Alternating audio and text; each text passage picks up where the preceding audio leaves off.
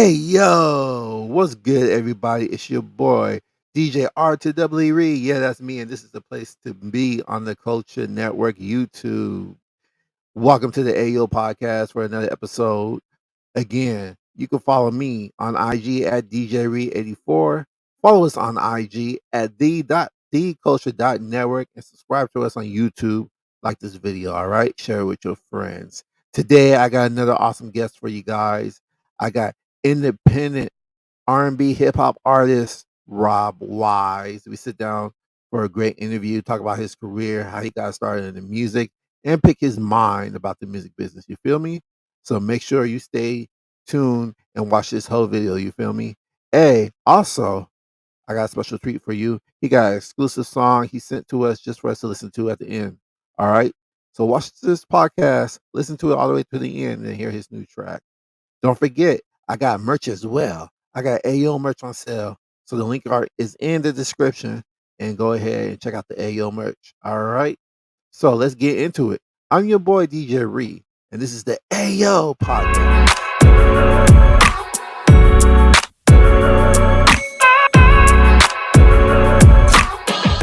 All right. What's up, everybody? We back.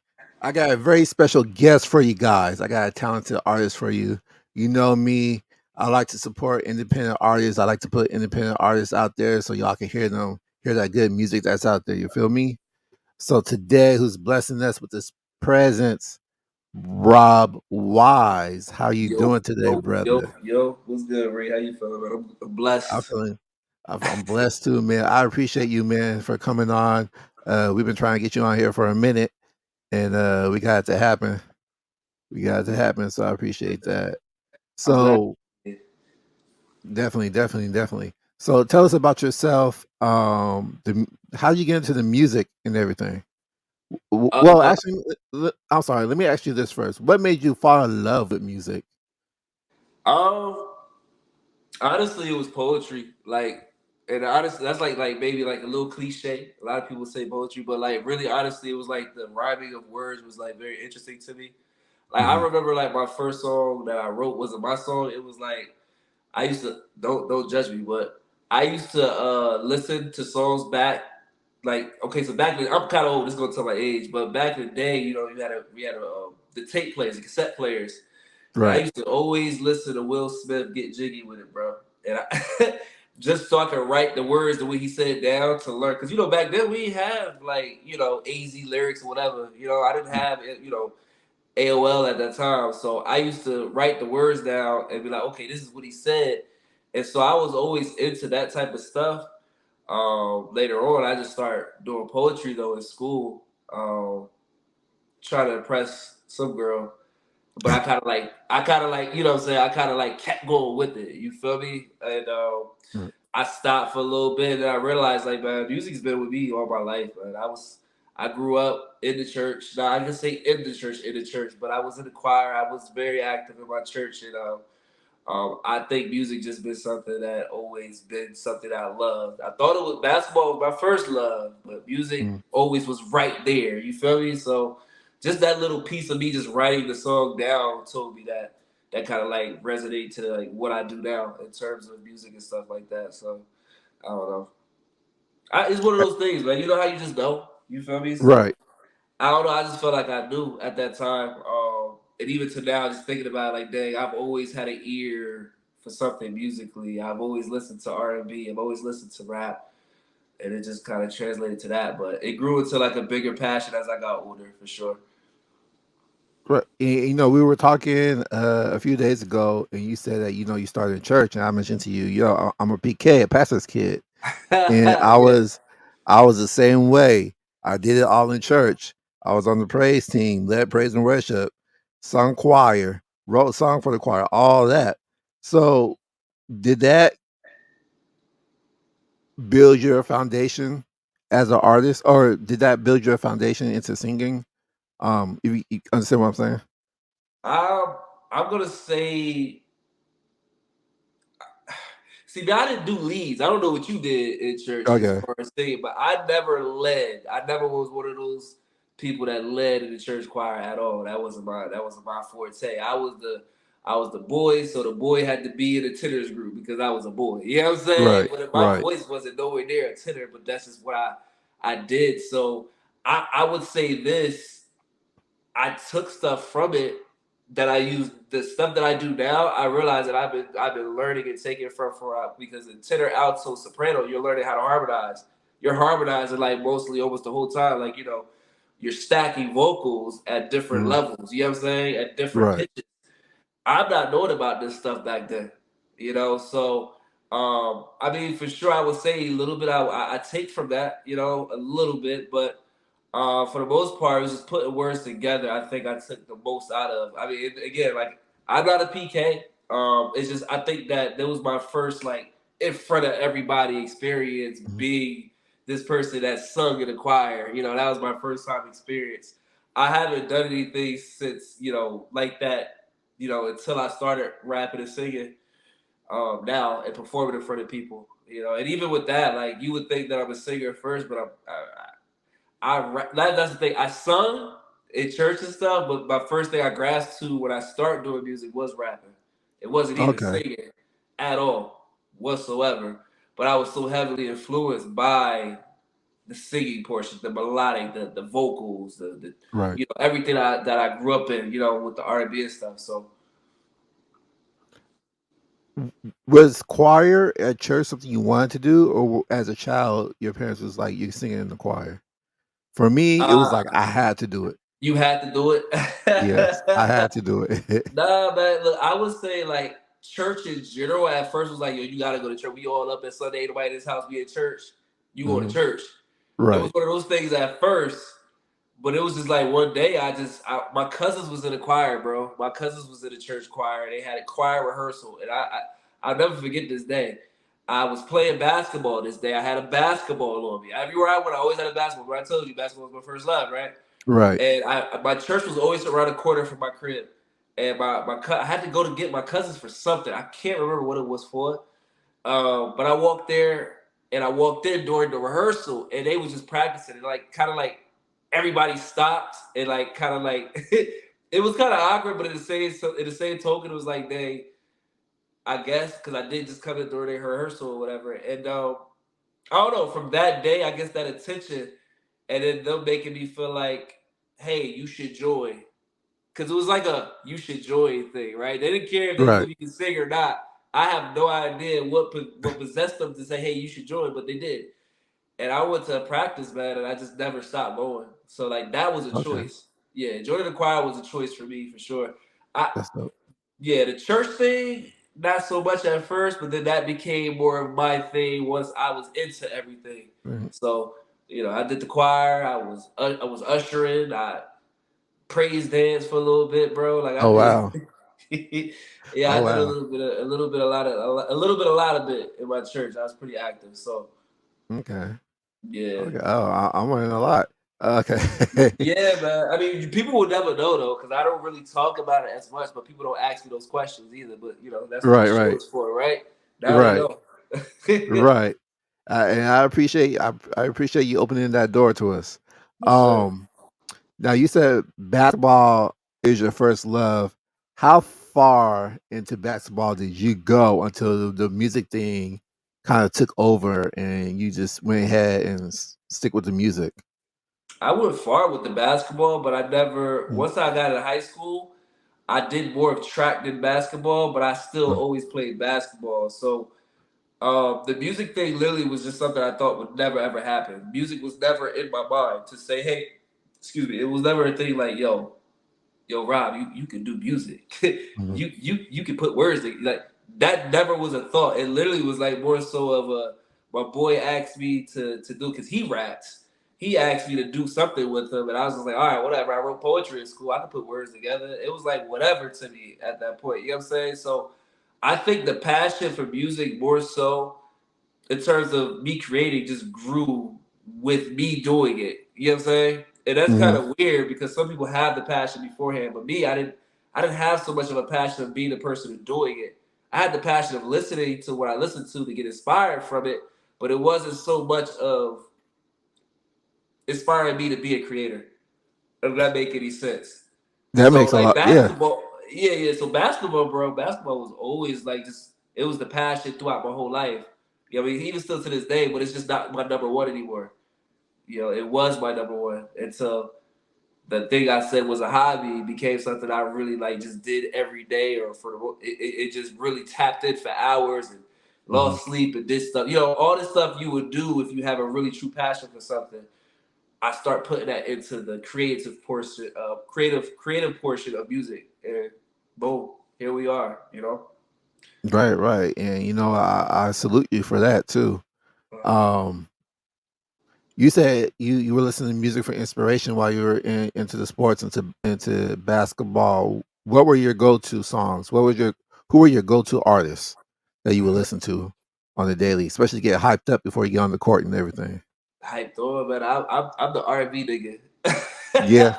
Yeah, I'm the one that's gonna listen to R&B and shit. Like people be like, yo, you supposed to listen to some hype shit, and I'll be the nigga in the car playing some Jagged Edge or some shit. You feel me? So, but I mean, you know, back then we had iPods. I had an iPod shuffle, so I had a mixture Mhm. of like Dipset. Um, I'm thinking of some rap stuff because you wonder like, well, how you become a rapper if mostly you listen to is R&B. I have no idea, bro. I have no idea how that happened, but it was like Dipset, like Joel Santana, Cameron, and all of them. J.R. Ryder, I was listening to them. Eminem for sure. I'm a big Eminem fan. I was listening to J. Cole as well. Drake when he first started coming out, you know what I'm saying? Mhm. Um, those are the things I would listen to, but like for the most part, it was like Jagged Edge before a game, man. If I was doing anything, Jagged Edge, uh, Drew Hill, my all-time favorite, Drew Hill, every day. Sure. So Yep. yeah, Speaking of Drew Hill, I say this is my favorite Drew Hill song. I think it's so underrated, and I'm glad they're singing it live a lot more because Jazz is the best singer out that whole group people to don't give me. him the credit. People don't They people, don't. but Cisco gives him that credit. Cisco would tell you Yeah. Jazz is the truth. Them high notes that he could do, his Yes. control with the high, Right. And man. the one song that I'm talking about is Drew Hill's "Beauty." That's Oh, my all time favorite song from Drew Hill. ooh. Yeah, the high. Right. That they don't know that that's Jazz doing that the whole time. The Right. high note, but like that dude's a beast, bro. Right. Beast, beast. Right. So I'm sure you agree with me on that. That's probably one of their most underrated songs that don't get much love from everybody. Beauty. Yeah, I think everybody likes Beauty. Everybody knows Beauty, but I don't. I think that their overall catalog is underrated because yeah, people only take the time to know the songs that were on the radio, the ones they heard there. right, But Drew Hill, like a lot of people, right? Jay Z, do you just listen to the music or do you just skip through it type stuff? But it's like their body of work is to really like if you dived into hear their songs, man, they got records. right, And that's right, how I know so much about jazz. So people will sit there and listen to Beauty and be like, "Is that jazz?" And that's or whatever. I like the sound, but it's just like listen to the body of work they put out. right, Jazz be blowing on those records, man. You know what I'm right, saying? These are right, good quality records that I right, think people don't give Drew Hill the credit for fully. They just give him the credit for the stuff that they hear right there on the radio. So I just wish people would listen to more of the body of work anyway more often, but. right, Maybe that's why we're going into the singles era where people just put singles out. They're not putting out bodies of work. So, right, right. And to pick up back off you said, there's a lot of artists with great body of work, and people just really like you said, they just really go to the big hits, the radio hits, the singles, but the non-single songs on those albums are bops. yeah. Like what 112 Part 3. That whole album to me was this masterpiece. Yeah, I know you got Peaches and Cream, It's Over Now and all of that, but there's songs on that album that I felt could have been on the radio because they're bops, they're hits, you know? You get what I'm I, saying? I'm gonna be honest with you, bro. I'm not gonna say I don't like 112 because I do, but I skipped the whole 112 like wagon. Like I was never Really? big on them because 112 came out first, right?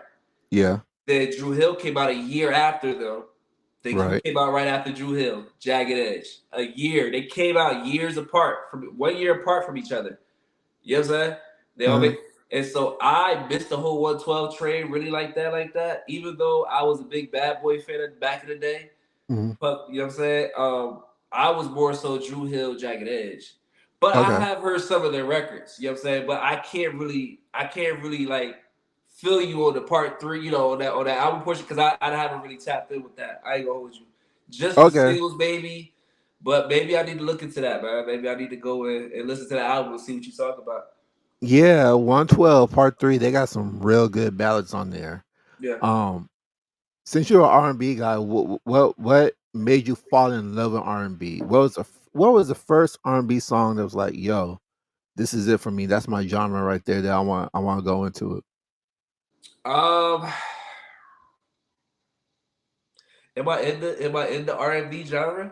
I don't Well, know, you say, but I mean, you just loving R&B. loving R&B. I get what you mean. Yeah. Just loving R&B in general.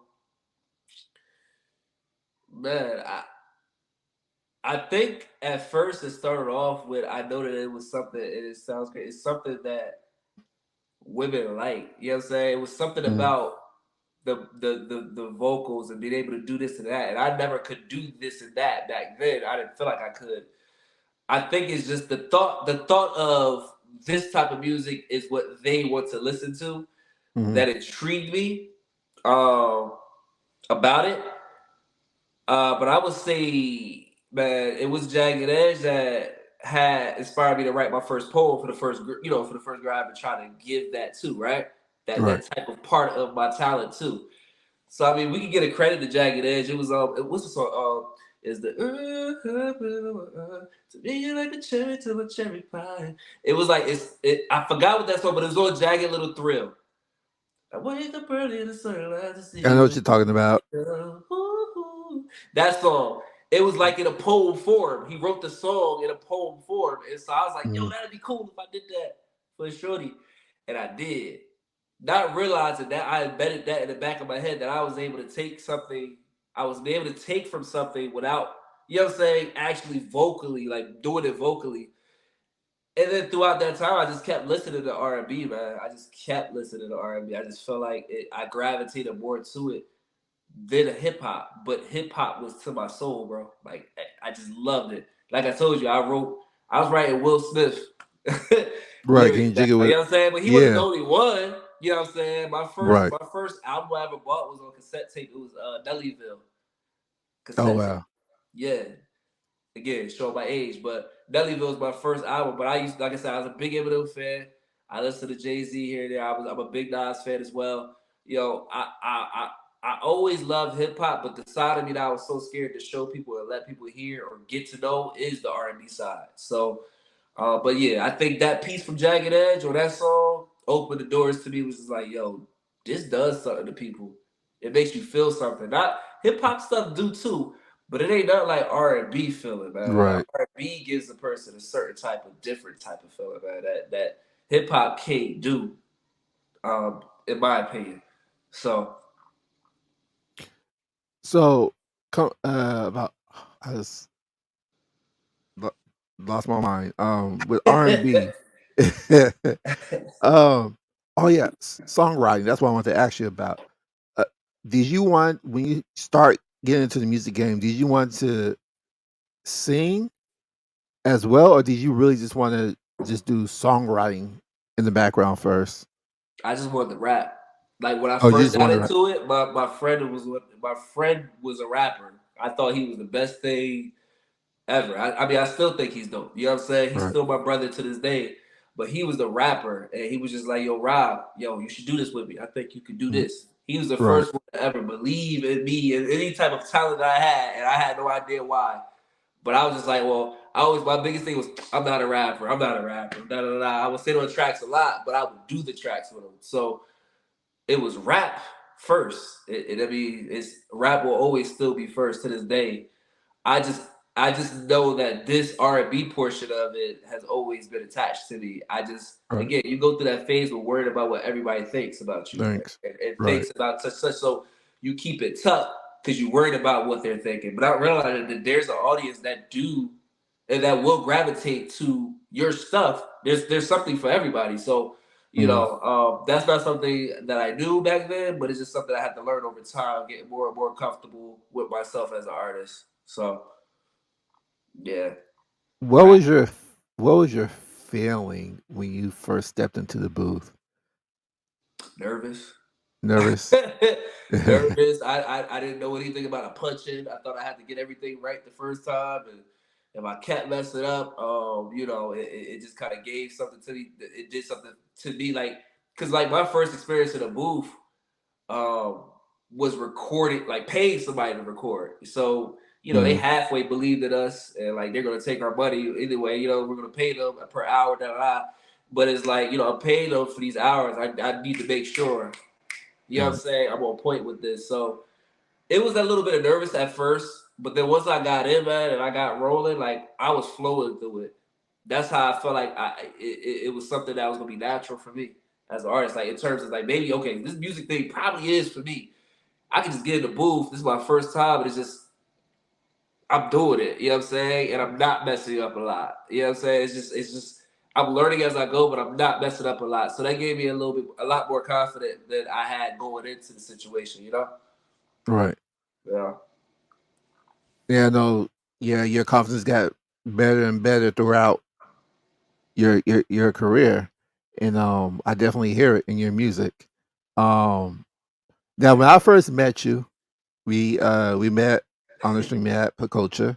Shout Yes, out to sir. Pacocha. Shout out to Coach. I knew you as something by another name. Now It's okay. We can go you by that. That's have still my brand.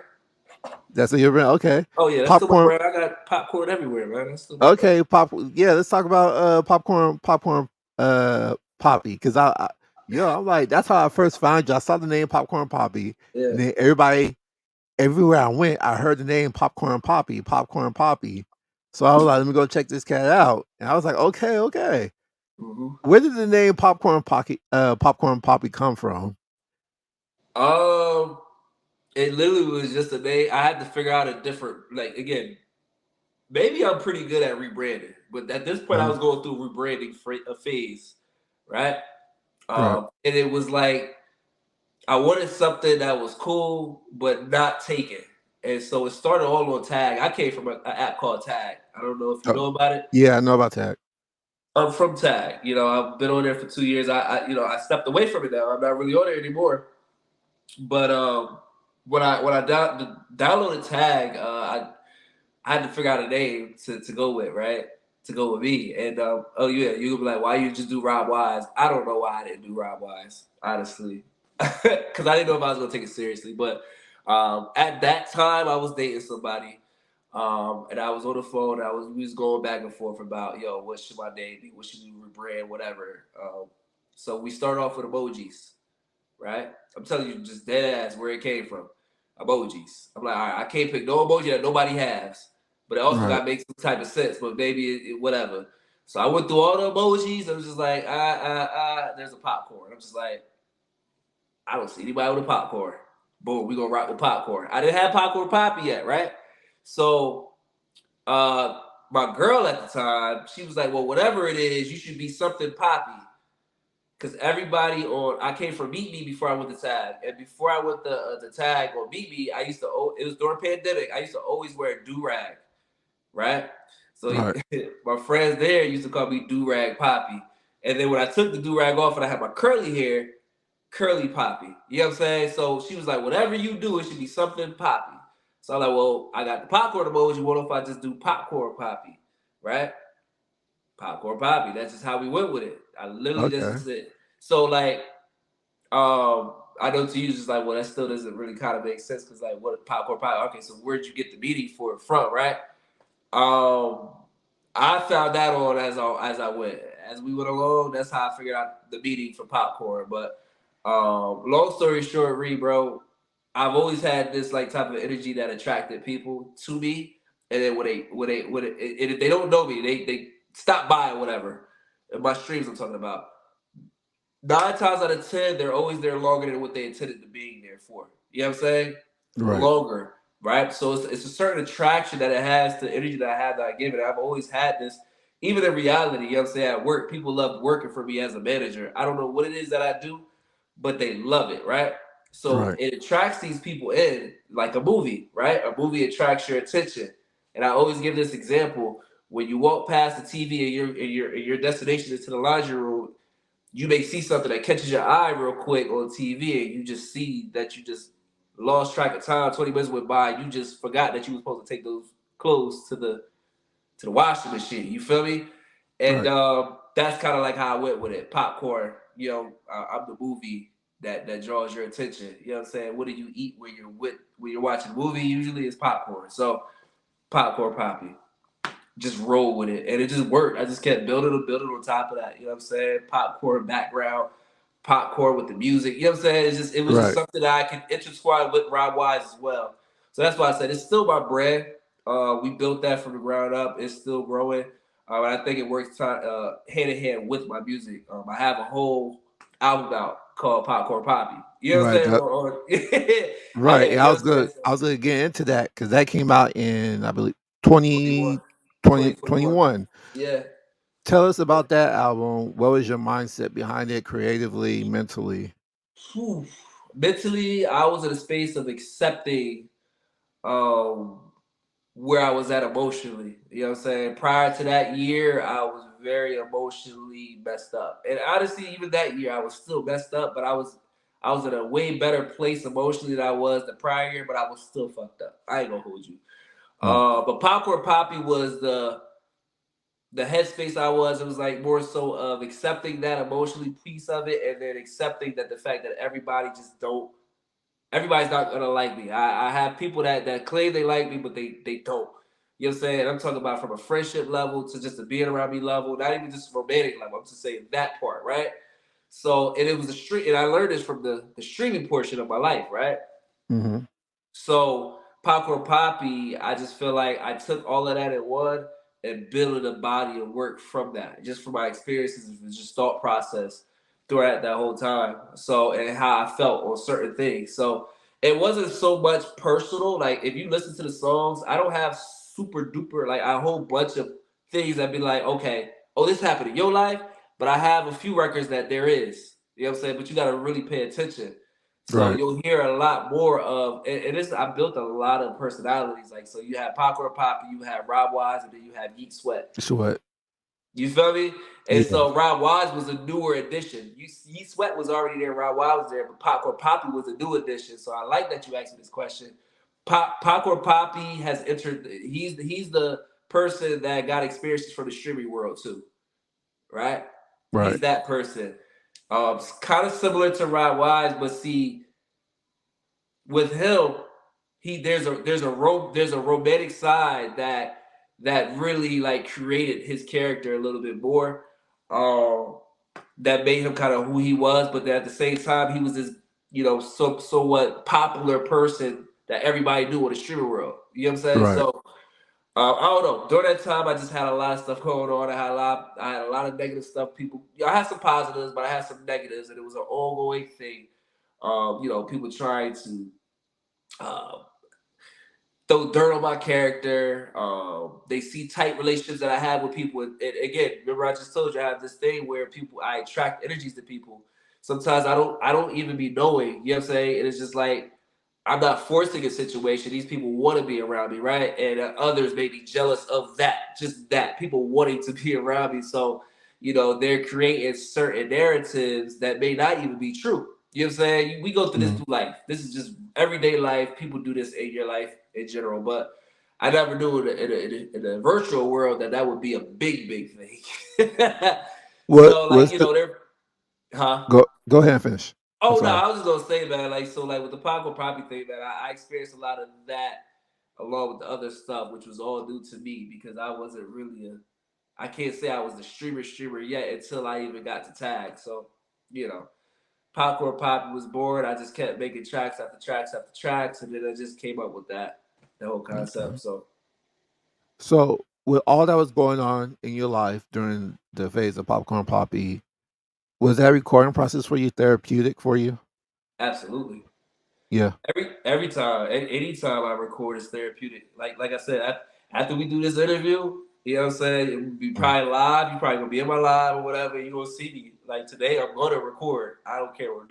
I've been saying this all day. I'm gonna record just because, like, I just want to get in the booth and really get off whatever I think. You know, because I don't write, so it's always a feeling in terms of when I do music. You feel me? So it's good to have that play a beat vibe. And I like that you said that when you, with the song I said, you said you like the beat. Like that's the first thing that I tap in with. Like because if I Right. don't tap in with the beat, there's no feeling I can put on it. So someone would be like, "Yo, what you get on this joint?" I'm like, "All right, cool.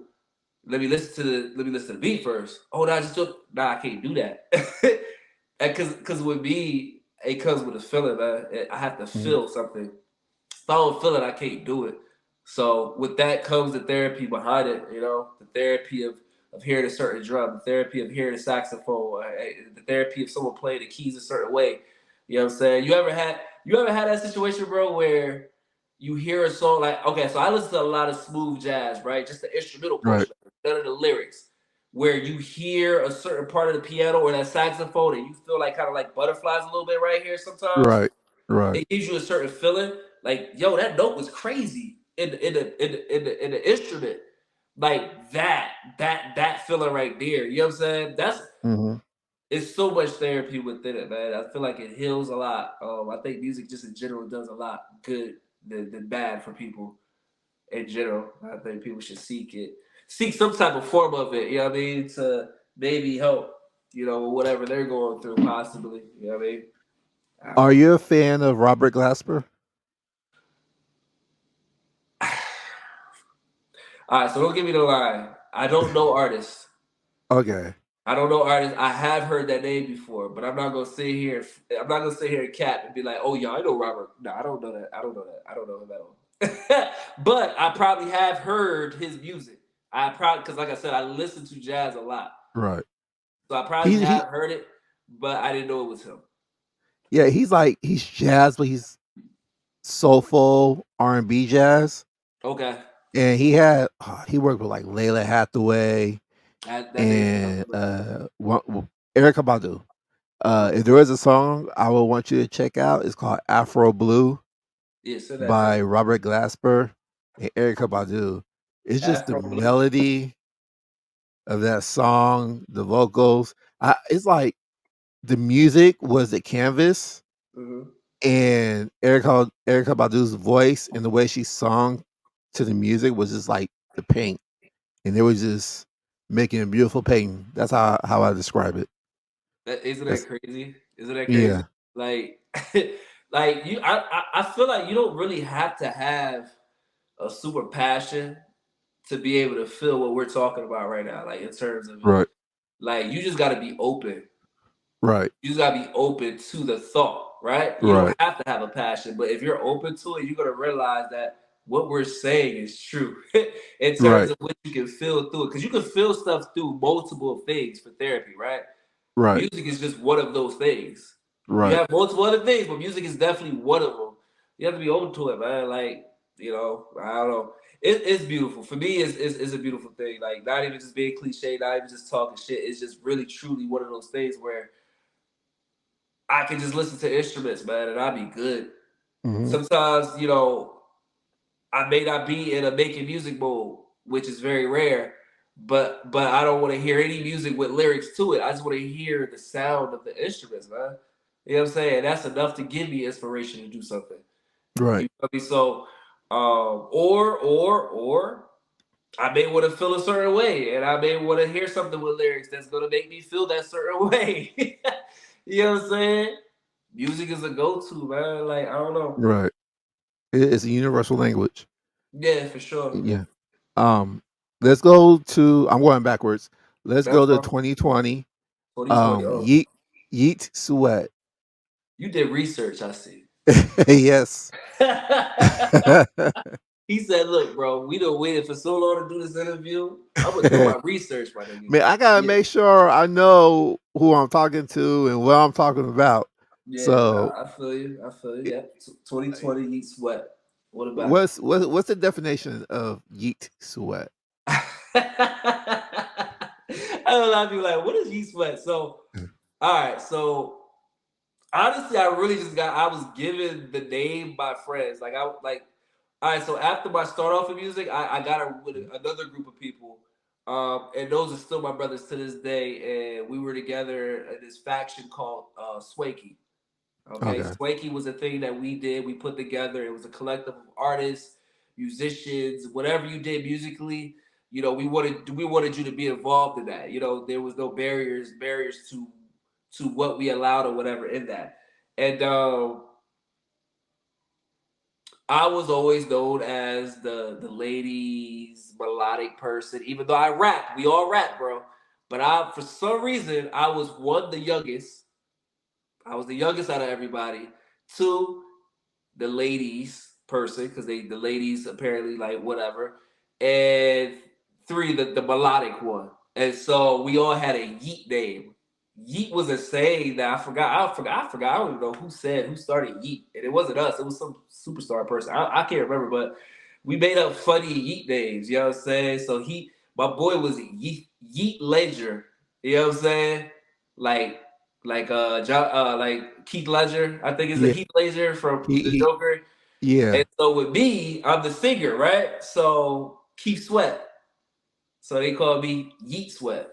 And I was like, oh, okay. Years Okay. later, I'm accepting that. And I'm just like, oh well, that would be dope if I changed that. If I could name the more melodic side of me Yeet Sweat. And so I created it that way. So on that tape, you hear me sing a lot more. I mean, honestly, around that time, that's when I really was just like, I don't give a fuck. Like, I'm just gonna just let the melodic portion be out. It may not be perfect, and it's not perfect, but I don't care because Mm. I like it. I like the way it sounds for me during that time, and that was my introducing the world to the more melodic side of me and being comfortable in my own skin with doing it. And E Sweat was perfect to name it, So So that was 2020. We're about to enter in the pandemic. uh huh. How was that for you when the pandemic started? Man, it was great. I was streaming. I didn't have to go. I wasn't working in the office anymore. I used to work for Mhm. Sprint. I didn't have to. I wasn't working at Sprint because they had me fucked up thinking I'm about to go there during COVID in front of Right. all these people coughing and shit and thinking I'm gonna work. No, I'm good. So it was paying me whatever and to stay home. So I stayed home, got into the streaming world, and I mean, I don't know. It did good. I can't say that COVID did me bad. Like I think COVID was a blessing and a curse. The curse side was just Mhm. I got too used to being isolated because I am an isolated a person. I love my own space. I'm cool with this. Uh, Right. I think that aided me. I think it made me. I think it really like was like, okay, well, you like this. This is what it's going to be, though. Right. So like, but the other side is just like I was able to meet new people, reach new people with the music as well. But really take advantage of those things, those tools that was around me. So during that time, I was Popcorn Poppy. Um, during that time, so it wasn't like when I made that album in 21. That's when the creation of Popcorn Poppy the creation of Popcorn Poppy was 2020, but the Okay. first thing that people heard was Yeet Sweat. And during that phase, I challenged myself to never write a lyric again, or a piece of paper, or on my phone, anything. Like Why 2020 is Yeet that? Sweat. How? Why is that? I don't know. I just as a musician, you're trying to search for new things to challenge yourself sometimes when something becomes Mhm. too easy or it just seems stagnant and you feel like your music could be so much better if you did something. And you say, well, why do you think not writing makes your music better, right? So I think the whole not writing process allows you to really think on the fly. You're thinking about what to say next. It has to come from here. It can't come from here all the way. It has Right. to come from here too. And what I've learned is that the most successful music, a lot of people will be like, "Oh, well, this is trash." Nah, it's not. This group of people likes this because they like the way it makes them feel. You know what I'm saying? Right. Just like lower for F and F, fuck big and freak. Like people like, yo, that's kind of like it's not really, it's cheesy, but like it made people feel a way. Like people was out there, at the red light. You know what I'm saying? Twerking at the red light. You know what I'm saying? Like because it made them feel a certain way. So I felt like when I stopped writing, I learned that it was really solely on just how I feel about something, and that took me to another level in terms of rap and singing, like another level, like to a point where I don't. It's rare that I get blocks, but I don't know. Like I can really just tap it and just listen to the beat and then flow the way I need to flow. It's nothing like I ever experienced before. So I don't know. It was just That's on a kind of crazy how level. Jay-Z is. I know I've seen some Yeah. videos of him just hopping in the booth Uh huh. and he just goes. Yep. A lot of artists And do. a lot, yeah, that's just amazing to me, man. Yep. Like, Little Wayne does it. Meek Mill does yeah, it. A lot of artists do. Excuse me. A lot of the famous artists do, bro. A lot of them do, and I see why. You know what I'm saying? Because if you mm, got to sit there and think about what to say next and write it on a piece of paper, that feeling has been transferred from your mind to your fingers to that pencil to that pen to your finger energy all the way to there. Now, it went through 3 or 4 or 5 different energies, it's probably not gonna have that same feel effect. You know what I'm saying? Once you do right. record it, why not record how you feel at that particular moment, at that time, once it's or that part of the beat in real time when you want to do it, instead of just writing it first. So, yeah, I don't know. I see why they do it though, man. Like I said, I love it. Yeah, respect to you guys for doing that. Like my all-time favorite song is "Closer to My Dreams" by Guaple. Closer And my dreams. yes, that's exactly what she did with that song. She Uh-huh. did that like in a couple of hours or something like that. Yeah, She's just in the booth and she just freestyle singing, yeah. and that's how the song came about. And to this day, that song is just legendary to me. I love that. I love that song. I love that Drake sampled that song. Yeah, I yeah, love that Drake. I gotta get my charger. Hold on, give me 1 second. It's right here. I love that Drake sampled. My bad. I love that Drake sampled that song for real. For real, that's a really good beat. yeah. I remember when Drake was in Oakland a few years ago. I think this was right before the pandemic, Hmm. and him and Guaple were on stage and they actually performed it together. Really, And yeah, yeah, I had no and idea. that was yeah, that was a pretty incredible moment right there. So you just answered my next question. What's your mindset or what's your process into songwriting? But now we know you just hop into the booth and you just feel the beat and what Yeah, comes from your heart. That's yeah, yeah. Certain beats make you feel a certain way, right? Like right, certain beats make you think about heartbreak. Certain right. beats may think you about angry. Certain beats may make you think about let me talk my shit. Like you just gotta listen to it. You know what I mean? Listen to the Mhm. beat and take what it gives you, and then that's what that song's gonna be about. Like that's literally my process now. And so, you would think that takes you long to do, but I think I move faster with making songs doing it this way, opposed Mhm. to what I used to write. I make songs faster. You know what I mean? So So does that make just the whole process of creating your album quicker too? yeah, Yeah. it really is. But you know what? Sometimes with the albums, it's just like you just create a whole bunch of songs and then you pick from them. Sometimes Okay. you know what I mean, and you pick which ones fits what the mood of what this is. Some people just record for that particular album. Like, let me make this Right. song. This album. This song's gonna go in here. Me, I just make music. You know what I mean? I don't always know that it's gonna be on this particular album per se. So Um, how many tracks you said you recorded you have now that's not released? um, shit, over 30 something new songs for sure. They're all broken up into EPs right now. Okay. Yeah, they're all broken up in EPs right now. They're not out yet, but I have release dates and plans on to when to release them. And I did it last year. Um, it was 1 month. In 2 weeks, I recorded about, I would say, about almost 30 something songs. In 2 weeks? Yeah, Wow. yeah. I think in 2 weeks. By 2 weeks, I had. And so my goal was to have, I think 40 or something like that by the end of that month. So that way I can break them up into fives or six and then put them out as EPs. every quarter. That's the goal. Okay. You know what I'm saying? So now you have Right. a whole year of me consistently releasing something, giving something to the public, and then really like let people know like, all right, I'm here, bro. Like my work ethic is this is my work ethic. I can continuously do this. You know what I mean? And build and keep making stuff. That I actually like. It's not like watered down shit either. It's just again, I go off the feel. Whatever I felt, I recorded it. And it just made it fit in whatever project it was supposed to go in. And right now, I mean, it sounds pretty good with some of the ones that I have. So, well, most of the So ones that I have. is that how you got Yeet Sweat 2 and Popcorn Poppy out in the same year? You just I recorded for those. I'm not gonna. okay. Yeah, yeah, yeah. I didn't make 30 songs or 40 songs before I put them out. I said every song I made right now is gonna be for this album. Okay. But And how far apart didn't pop write them. Again, I stopped writing Ye Sweat.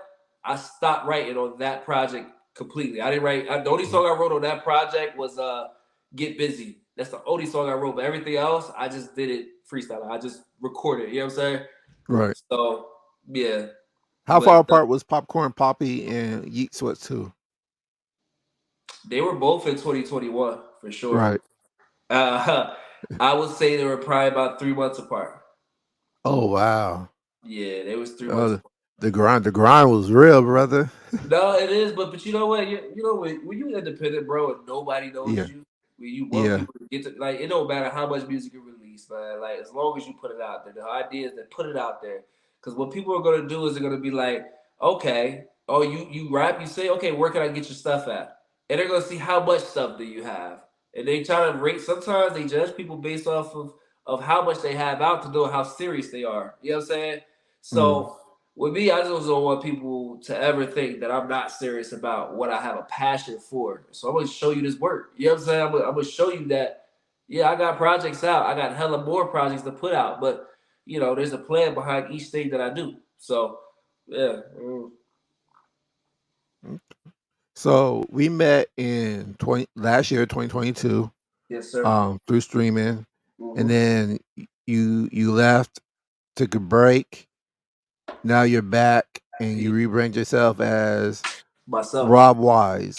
Um, Yeah. before we get into Rob Wyze, in that break from streaming, Yeah. how where were you mentally? How were you doing? I was actually in the beginning of it. I was in like a frustrated space Mhm. in the beginning. When I say in the beginning, like maybe a few weeks, but then I realized that there's a focus that I need to put. There's a focus I need to put whatever on, right? And it wasn't streaming, so I wasn't on tag. I wasn't on coach. I wasn't doing any of that shit. I was doing like in reality type shit, like focusing on my job, focusing on how to be better there, Mhm. how to maneuver with certain things, with investments and shit like that. You know what I'm saying? Like I was doing stuff like that, and I felt like everything else was more of a distraction. And once I realized at first it was only frustrating because I was so used to streaming all the time. I was so used to always being able to be there, support certain people that I want to support because I really rock with certain people and I want to see them do well on both platforms. You know what I'm saying? But I had Mhm. to realize that I have to help myself first. I have to really Right. like block out these things first for myself, take care of myself, then I can come back to it. You know what I'm saying? So, um, yeah, to answer your question, at first it was like frustrating, but then as it went by, because it was months that I wasn't streaming on anything. It was just I really tapped in, and I realized that things were a distraction. You know what I mean? And maybe I wasn't in the best mental space while even streaming anyway. And now I can come back at a way better mental space. You know what I mean than I was before. Just realizing that through my break and realizing myself more. And even through my music, because I never stopped making music. If anything, I tapped more into my music once Right. I stopped streaming. Again, like I said, everything points to distraction, distraction, distraction when it came to streaming. So it was like, all right, let me just let this shit go for a little bit. So when you left, did you like completely delete the app, or was it still there? It was there at first. It was there at first. Well, at least for coaching, it was Right. still there. But I would never go into it really. You know what I'm saying? Okay. Here and there, I would go see, certain people, but I never really went into it, to be honest. I would, because, like, there's some people that I could never not see. Like, like Right. OG, Mel's my OG. I love OG to death. She the one that taught me about the app, in the first place and brought me over there. And Juji and people like that. You know what I'm saying? Like, it sometimes, I mean, dibble dabble check. Okay, you good? All right, bet. And delete. But honestly, I didn't do that a lot. Tag, I deleted completely.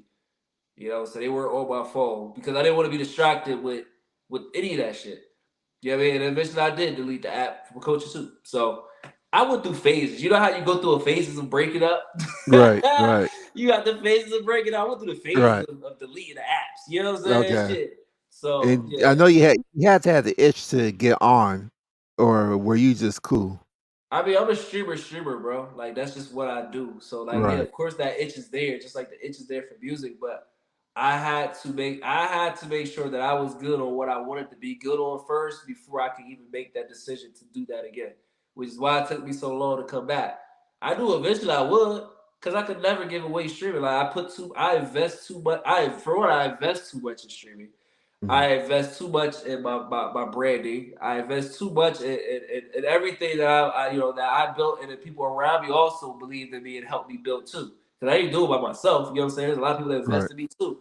So to just say, all right, I'm not doing this shit no more. Like, nah, I was always gonna come back at some point, but and I had that itch too. But it's just like I had to take care of this first. You know what I'm saying? So Right. these distractions got to be on pause for right now, and I was able to do it, and I didn't think too much of it. That itch became like a non-factor after a while. I didn't think too much of it anymore, so it just became easier and easier over time. So you took the break. Now we're here, 2023, Yep. and you reinvented yourself again. And now we have Rob Wyze. Tell us about Rob Wyze. How did Rob Wyze come about? I mean, Rob Wyze was always here, man. Mhm. I would just say I just rebranded again in terms of Pacocha because Pacocha don't know Rob Wyze. You know what I'm saying? But everybody else who Right. ever rocked with me knew who Rob Wyze was. You knew who Rob Wyze was. You know what I'm saying? You knew I did Right. music. So I think with me is just more so of okay, can I make streaming make sense now? Okay, I'm never gonna stop making music, and the whole goal is to get everybody else to understand that I do it. So let's just rebrand into making people know that this is who I am. I am Popcorn Poppy, but I need you to know that when you type in Google what my culture name is, you're gonna find a whole bunch of my shit. Whole bunch of my shit. There's nobody else with Right. my name. So it's more so of a smart branding thing, rebranding thing. I'm still Popcorn Poppy, but you gotta understand that I'm Rob Wise first. I want y'all to know that. So now my name is Rob Wise. Right. So for me it's an easy transition, but I know for a lot of others it's not as easy because they're so used to calling me Pop. And so like I don't fault them. I don't feel any type of ways about it. I'm still Pop, but I'm Rob Wise first over everything. So So let's say if streaming wasn't a thing, you wasn't into streaming, would mhm. you still have all these different identities, or will you just, if you say you just had one identity, who would you choose to be for the rest of your career? um damn, that's a good question, bro. Um I would I like Geek Sweat. Okay. Geek Sweat and Rob Wise are the closest to each other in terms of the artists. Um, cause G Sweat still raps, but he gives you a lot more of his vocal range than any other art, any other identity. A lot of people hear more of it, and every time you come to my live, what do you hear me doing? You're hearing me doing some type of riff, or I'm singing, or some shit. Right. Because it Right. really has become a thing where I feel like I'm already good at rap. Is what I've been doing for years, and for many of years, I I suppressed the singing portion of me. Where in a sense, I feel like I stunted my growth with it because if I had kept singing comfortably back then, I would have been way better now than I was, than I am now. So Mhm. it's like, over the years and year after year, I keep seeing myself getting better, vocally. I don't feel like I'm the best singer, but vocally with what I do with my music, it makes me more versatile within my style of stuff. It makes it more fun. So Yeet Sweat gives you a lot of that. He gives you these heart. He gives you a lot of that. You know what I'm saying? But he doesn't. Mm, He doesn't. He doesn't throw away the rap portion of it. So I like his mindset too. You know, I like the concepts. He, yeah, he swept me in his bag, man. You know what I'm saying? He just talk. He talk his shit, but he don't talk his shit. It's more so of, again, remember I told you from the jump what got me to doing the music shit was like, it's something that I felt like women like. They like the R&B, that how it made them feel. I feel right. like He Sweat can tap in to a situation and know how to make a person feel. You know what I'm saying? So like I'm rocking with him, man. If I was to choose, I would say Eat Sweat for sure. You know what I mean? Mm. I love Rob Wyze, don't get me wrong, but I would have to say Eat Sweat for sure, for sure. So how do you feel people are taken to Rob Wise? How do you feel people are accepting It's Rob Wise? it's an adjustment. I feel like they're Mhm, trying to adjust to this new brand that I'm trying to push out even more. That I've been pushing out, but now it's just more so of, oh, he's really pushing this. I think they're just getting used to that, and eventually, just like they had to learn who Popcorn Poppy was, they're learning who Rob Wise is at this point. So I don't think it's so much of a crazy adjustment mhm, that people are going through. It's just little things such as, oh shit, your name ain't Pop, your name's Rob Wise now, type shit. Like mhm. it's not like this is a whole different person. It's the same exact nigga. I'm the same person. It's just this name is different. This name is who I want the world to know. Right. More so of knowing Popcorn Poppy before this word, because this name right here is what's gonna be on albums. This name right here is what's gonna be on headlines and tours and shit like that. Popcorn Poppy's not gonna be on those the name that they see. You know what I'm saying? So it's gonna be important that I could build a crowd, a following of people that knows me as this. You feel me? Because this is what I want to be known as the artist. You know what I mean? I want them to know that. I feel like it also helps me force myself to really be on top of my game when it comes to talking about music more, and just talking about my music more, and letting people be it more, because that's, I have a habit of Mhm. not really doing it. I'll play everybody else besides my shit. You know what I'm saying? So it really helps, I think, in a sense. But I mean, you Was tell me, shit. Yeah, You know me it as sounds like to Popcorn me Poppy, so Rob Wise is that artist you want to solidify you. absolutely, because Rob Wise is the foundation. Right. That is the foundation. I wasn't Rob Wise all my life. I was ROB at one point, but once I changed my name to Rob Wise, that was my, that's my artist name. That's what I want people to know me as. When you search on Google and shit like Right. that, like you're gonna see my body of work through that name.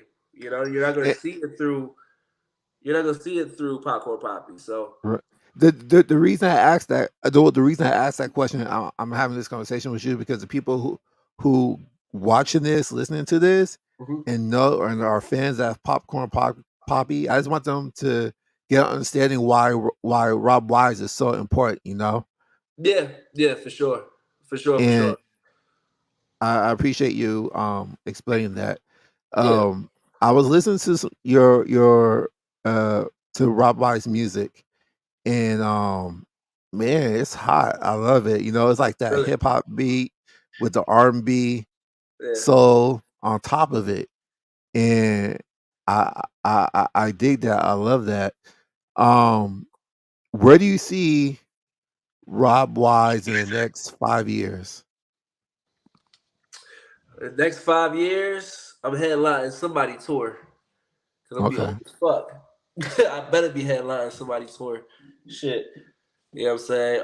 I see me having more than 100K listeners. You know what I'm saying? I Mm, see, as long as I'm consistent with these next 5 years, if I'm doing what I'm supposed to do, I'll be two, three, 4 steps ahead of where I need to be at in terms of an artist. You know what I'm saying? So that's where me doing this more often and talking about this more often comes into play, because I don't do this enough. That's my problem. I don't do this enough, and I should.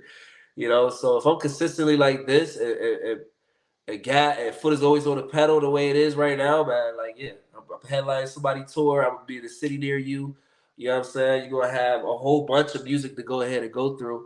Um, you know, a few singles saved in your playlist. You know what I'm saying? All that, the whole 9 yards. You feel me? So um, that's where I see myself. And the biggest thing is for me as an artist is to be heard. You know what I mean? I Right. don't need to be this super famous, like on Beyonce level type famous type of person or Jay-Z type of I don't need that. Like I relate more with J. Cole because he's that super famous person but doesn't want to be in everybody's face type shit. Right. He put people on and help others and put people in some positions because he's in that position, but he's not that person. And that's how I feel like I am. You know what I'm saying? I feel like I'm that type of person. I just want people to know who I am, hear my music, hope that it helps them because I do make music to help others as well. You know what I'm saying? Mhm. And that's it. Because again, I'll never stop doing it. I'll never stop making it. So, the purpose of it has to have a bigger purpose than just me. And it does, you know what I'm saying? And the only way for that to happen eventually is for, me to get that feeling from everybody else. Like, oh, Rob Wise, I know who that is. Oh, you heard this, you heard that, you heard this and that. And it's happening little by little now. And it's like, we're talking about little by little.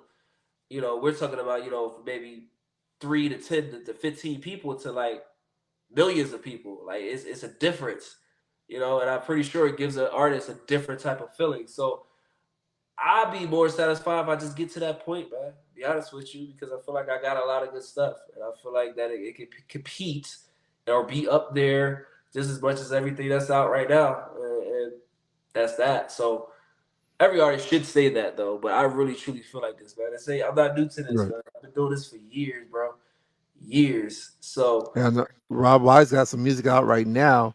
When yeah. will we get a Rob Wise album?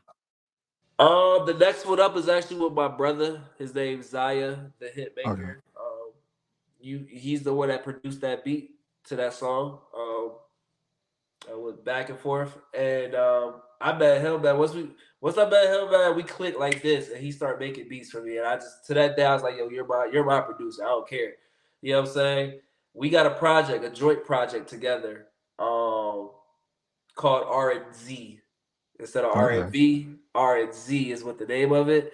It's set to release the first quarter. It was supposed to be out this month. We are behind. I don't want to just put it out. Put it out. I want to put something out before it. So if it's not out, it's not coming out this month. Probably it'll be next month. I'll be honest with you. I'll let y'all know. Let you know Okay. ahead of time. It's gonna be next month when you hear that new music. R&Z feature me and Zaya the Hitmaker. That song that you have is not on that album at all. That's Okay. on another EP that I had put together. But yes, that should be the next time, y'all. So you can expect to next month, somewhere around that time, RZ will be released on all And streaming the platforms. and the song that he's talking about, we're gonna play it at the end of the show. It's called "Back and Forth." It's fire. It's a banger. I love it. So I'm gonna let you guys listen to it at the end of the show. Um, Now let me pick your brain about the music industry today, and Yeah, then I'm cool. I couldn't wait for this convo. yeah, I have some overrated artists and underrated artists on my list. Okay. One artist, I get drug in the mud. They get the pitchforks out and try to run after me and burn me and all that stuff because of my opinion of this artist. I say my number one overrated artist is Beyonce. I think Beyonce is really overrated as an artist. She's to me, she can sing. I don't think she's the best singer. I prefer her sister Solange over her. Hell, I think Kelly Rowland is a much better singer than her. I think everybody loves Beyonce so much because of her performance. Um, yeah, she can perform her behind off and everything, but as far as vocally, no, I think she's overrated. Um, I can agree. I've never been a Beyonce person. Right. Um, like not to say she trash because she isn't. Um, but I've never been that person to think like, oh my gosh, Beyonce, such such such such. I honestly like even with the Destiny Child songs, like I just never was a big fan of that. But people, again, that's just an example, man. This is an example of an artist really growing and building her fan base and her crowd, her listeners, because there's die hard Beyonce people out there, right? You Mhm. can't talk no type of smack about Beyonce. They ride or die for her. You feel me? And that's just over years of building this foundation and people, gravitating to it and really rocking with that. So no matter what she does, she can't do no wrong. You know what I'm saying? Mhm. So I understand it from a fan standpoint why they're gonna say what they're gonna say. As an artist, I can honestly say yes. I don't think I think she's I don't I would say overrated. I think Kelly was definitely the better vocalist back then. When they're in their Destiny Child days. Mhm. I I'm not saying Beyonce can't sing. I'm gonna say that she definitely did go through her vocal classes or vocal lessons to get to where she's at right now. To even be in a position where it's like, okay, I'm in a bigger spotlight, a bigger voice than this person. And it's not even about this person versus this person, but we all knew that Kelly Rowland was the you know what I'm saying? Just like in Right. Instinct, we knew JT could really blow. Right. Can't nobody say JT can't blow, but we was always pushed. Or Justin Timberlake was pushed on us so much, right? During Right. Instinct, and I'm going to my geek day. I'm going to my geek sport because I like all type of music. I was a Mhm. big NSYNC fan. If y'all don't know who NSYNC is, I don't know what y'all doing. But Justin Timberlake was the lead singer of NSYNC, right? But there was Right. JT. JT was nice. Yeah. He was always nice. Yeah. You know what I'm saying? Like so, like I feel like JT had Justin Timberlake a little bit back then. You know what I'm saying? At least on a few songs. I'm not saying he had Justin Timberlake. Majority. I just say he had him on a few songs, just like Jazz and Cisco. You know what I'm saying? So like I Mhm. feel like a lot of those artists are overlooked. So that makes us say this is overrated because of Wade. But you got to think though, Ree, is she overrated because of how many people are rocking with her? Or are we saying that she's overrated just because off of just a musical standpoint? Okay, you think you're this good, but to me, I just think that you're not really that good, and the people are just making you feel this way. Like, what are you trying to say? You're over because we can't say so much of that based off of who was she with her following that she built. You know what I'm saying? Like, it's very hard to say, okay, she's only overrated all these people think she's this, but she's all these people only think this because like she built that following, by whatever she did.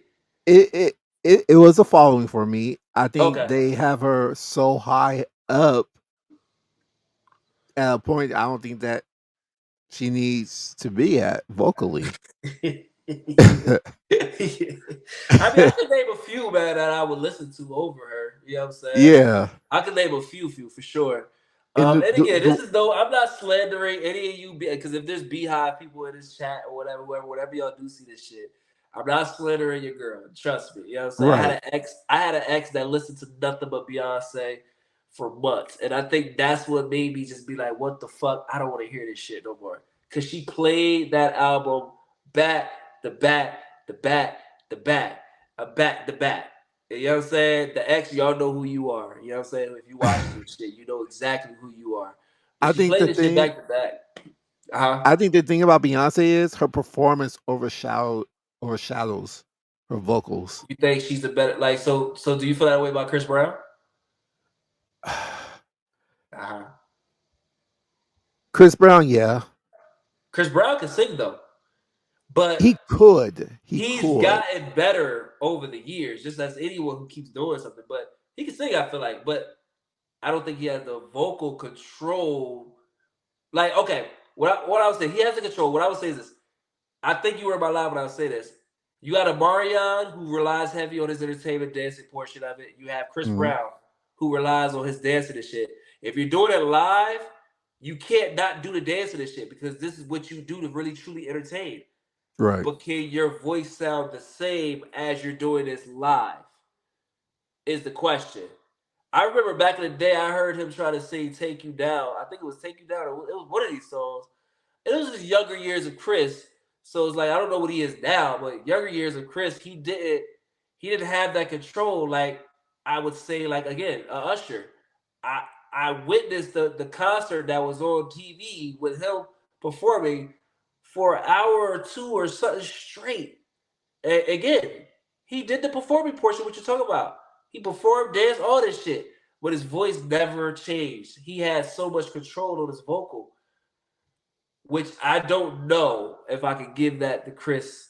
Cause I mean I haven't heard him. I haven't seen any of these concerts. I don't know about you, bro, but I ain't heard none of that shit yet. So I ain't trying Yeah, to give it to him. I seen Chris.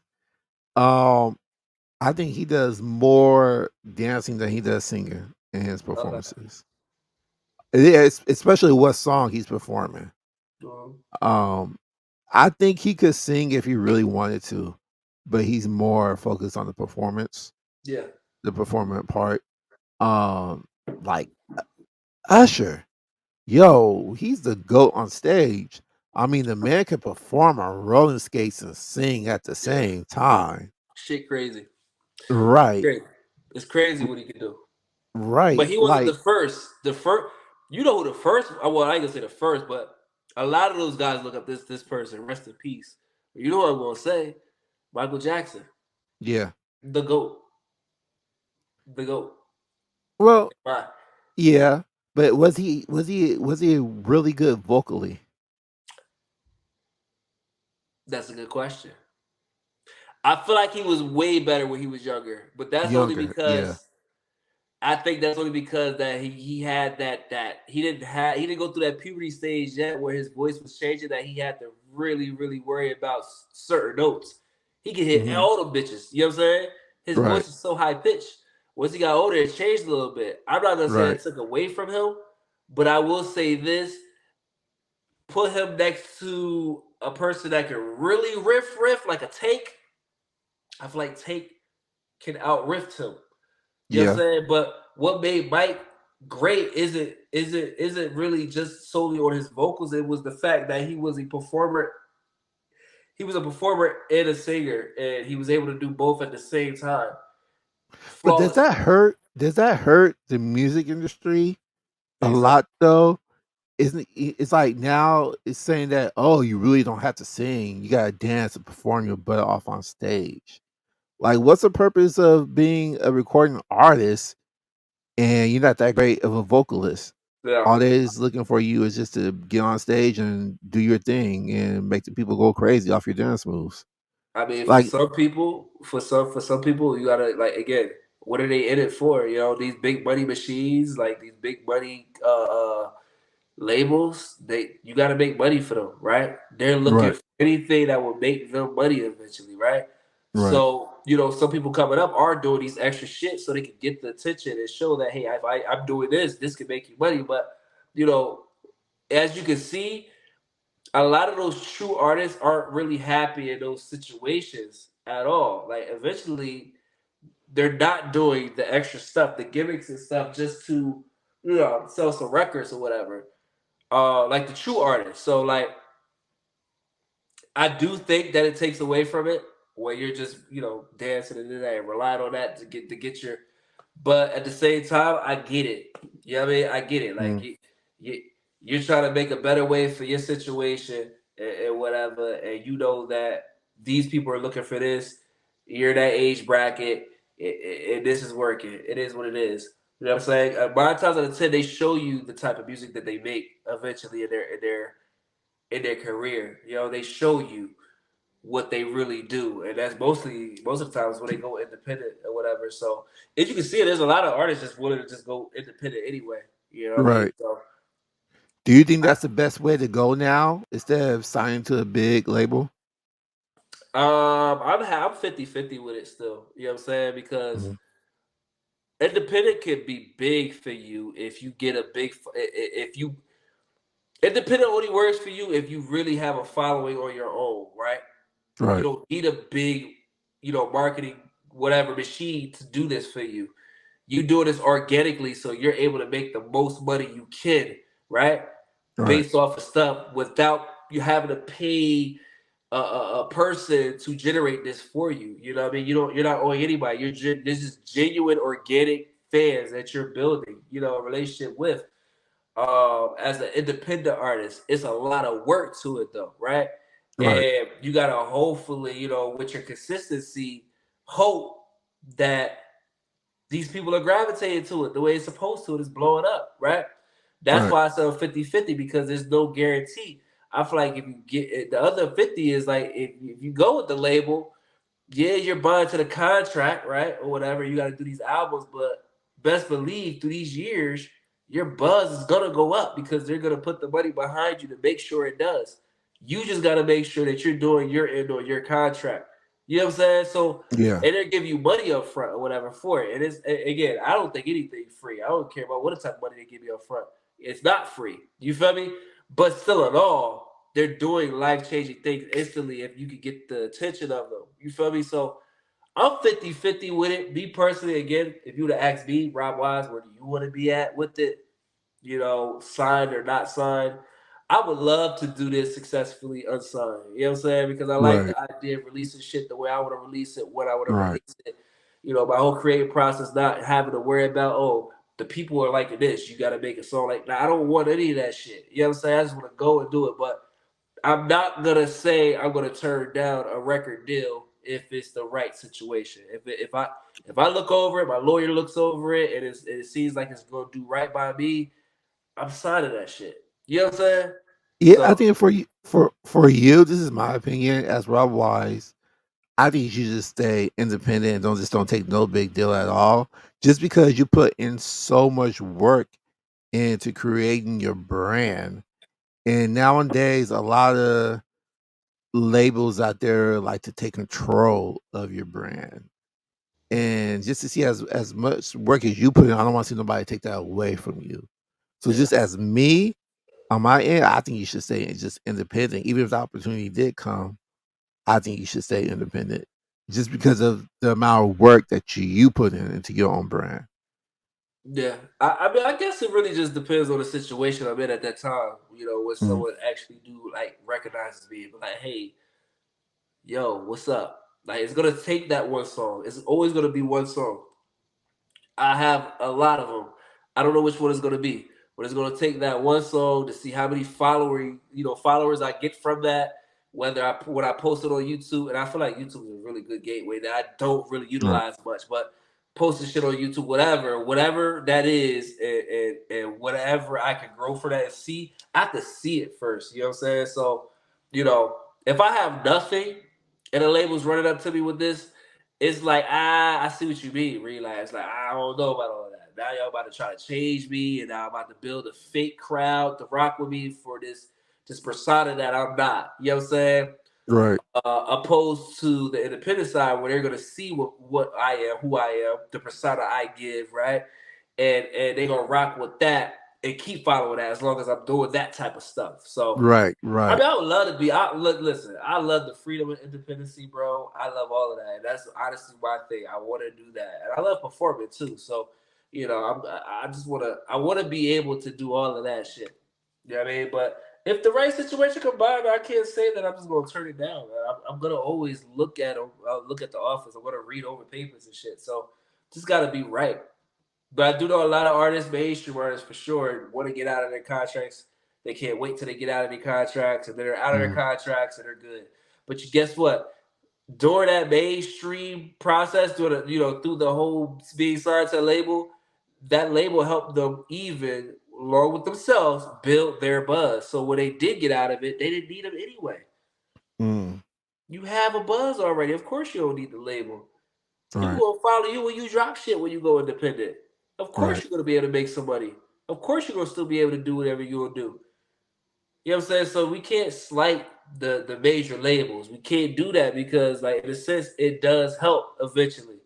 Just there's a lot of fuck shit that happens too as well. So you I know. get it. Now I know you said hip hop to you is that's just you, Yeah. hardcore. Yes, How do sir. you feel about the hip hop music today? Um, Me personally, I'm not a fan of today's hip hop. hmm Um, I'm old school, 90s, 80s, more of that, even early 2000s hip hop. hmm And I feel like hip hop has left that. Today's hip hop just kind of left that that generation of hip hop behind. What? How do you feel today's hip hop is going? Because to me, it all sound everything just sounds the same to me. Nothing original, and everything is pretty much sampled. Like they even sampling stuff back to 2005. I feel like 2005 is not old enough to be sampled. Yeah. Um, Um, it, it's just different, bro. That's all. yeah, We have to be able to, as an artist, I realize we have to be able to change with the time. And when I say change with the time, be open to the whatever that sound. It's gonna keep growing and changing to different things. And honestly, if you know music like I do too as well, which I know you do know music, yeah, man, they've been sampling or redoing songs for years. Even we date this back to the 50s, bro, like 60s. that's true. They've been sampling and redoing songs, or even just singing the same exact song that was made back then for years. True. And especially R and B. That's I haven't heard so much of hip hop, but R and B for sure. Yeah, You know what I'm saying? In hip hop, the worst they've done is sample the shit from back then and recreate it that way. You know what I'm saying? I don't see too many people being able to recreate that shit because there's not a lot of good producers that can do that. Hitmaker is a good one. He really recreates a lot of those old nostalgic songs, but there's not too many other producers that really rely on that shit so much a lot. But as far as the answer your question about today's hip hop, it's different, bro. You know what I'm saying? But you have hope. I have hope. I get a feeling of the shit that I'm used to back in the day. You know what I'm saying? From some mm, artists, like J. Cole, top three in my on right, my list. I love J. Cole. He's gonna give you that. You know what I'm saying? right, Even people will say talk shit probably right now what I'm about to say, but like Lil Wayne is amazing. I right, can't I'm not gonna sit here and Cap, like Lil Wayne can rap. You know what I'm saying? right, But see the thing with Lil Wayne is he's not being tied to just the old school shit. He's going with the flow of what's going on to stay relevant. But he can tap. He's always gonna do it in his Lil Wayne way. You know what I'm saying? Like there's still artists out here that is giving you bars and doing shit and creating stories and take you down, a memory lane or whatever the case may be with music, and it's not always all the same. But a lot of the new shit I don't listen to either. My friend, like, my manager, shout out to Drea, but my manager would tell you like, it'll be times where I listen to so much R&B. I try to get to a point where I do give the new stuff a chance because I don't know any of the new R&B, or I don't know a lot of new R&B. I don't know a lot of new hip hop either. So what we call it is force feeding because I force feed the people the new music shit, and like right, it don't be my cup of tea, man, but I can see why people gravitate to the type of music that is out today. You know what I'm saying? The right, catchiness, the simplicity of it. You know what I'm saying? right. I can see why. And so like we can take from that as artists, bro. We gotta be able to take and grow because if we don't take and grow and stay with the times, man, we're gonna be left behind. No one's gonna want to listen to that shit. You know what I'm saying? At Mhm, the end of the day, I'm not saying don't stay true to who you are. What I'm saying is be open to evolve. right. And although that the new stuff isn't what your thing is, it's okay to still have your ears open to it. Know what the people are liking. Know what the people are listening to. You know what I'm saying? And see what you can do to add to your repertoire with it. That's all. So, That's how I look at it. So, and again, shout out to your manager Drea because she could blow too. She oh she yeah, got yeah, yeah. vocals She definitely too. can sing. Yeah. When we get her in the booth, when we get hear something Man, we from her. got we got a couple of songs. We got a few songs, bro. We got a few Okay, songs. I was gonna sing you the song that we did. That's the one I was gonna sing you actually, but I mean I could play it for you. You know what I mean? Whatever. But it's the worker. But she's the I'm not an artist person. You got to get her twist the arm to get her in the booth to sing or whatever sometimes. So, but Drea, with hold some on, with some convincing, we can get her in the booth more often, right? Drea. I call BS on that because I've been in your streams and I heard you sing. You Just are an stay here. artist. Right. But no, but don't let her hear listen, don't let her hear you say that. Cause all she gonna say is, I am not an artist. I just know how to sing. I'm not an artist. That's what y'all do. Blah blah blah blah. I'm not an artist. Da, da, da, da. That's what she's gonna say. Trust me. But Okay, we'll leave that. We'll leave that on the table for right now for later. yeah, right. Um, R and B. I'm digging the new R and B. Yeah. Um, it's getting back to that soulful type of feel to it. 'Cause at one time, I think R and B was kind of stuck into hip hop a little bit. If you get what I'm saying. Mhm. Um, how do you feel about R and B today? I like the R&B that I've been able to do stuff that I will have been able to hear. Like Mm. I don't know if it's just because I'm an artist. I just try to stick to like not listening to too much stuff because I still got old songs from back in the day that I just continue to listen to constantly. Mhm. Um, but people would tell me about new artists, and like I'm just like, oh damn, this is R&B. Wow, this is '90s. Like this gives me '90s feel because like you said, R&B hasn't been R&B for a while. You know what I'm saying? Right. It's changed so much, and so it feels good to have that '90s feel um, in some of this stuff. So I feel good about it. I could say I like a couple of new artists. For sure. Even some that may inspire me a little bit as well. All music shit, anything musically inspires me. I can hold you. I can take pieces from everything that I'm, especially if I'm listening to it consistently, constantly, like all the time. Like I'm taking from it. So I really do like where it's at. Like you, I'm right there with you with that. So Do you feel that R&B is back on the rise? Do you feel we ain't like gonna if give it. We not gonna give it all of that yet. we we're not we ain't gonna give it all of that yet, okay? Because we all know the okay, golden era of R&B was the '80s. You know what I'm saying? We ain't getting right. that far yet. We ain't getting to What that. about the 90s though? '90s was lit. Don't get me wrong. '90s was Uh-huh. amazing. I love '90s R&B. I'm just saying where it started, where it was like becoming a thing was in the '80s. Okay. Everybody knows that. You know what I'm saying? But the '90s was definitely the years of the '90s. Man, we can't get those years back. I wish we could Right. go back to those days, man. You got Right. Tyrese, Drew Hill, Jagged Edge, 112, uh, Aaliyah. Aaliyah. God damn it, but man, we had a lot, and it's just even back then we had people that couldn't even really sing, but they was making hits, just like the.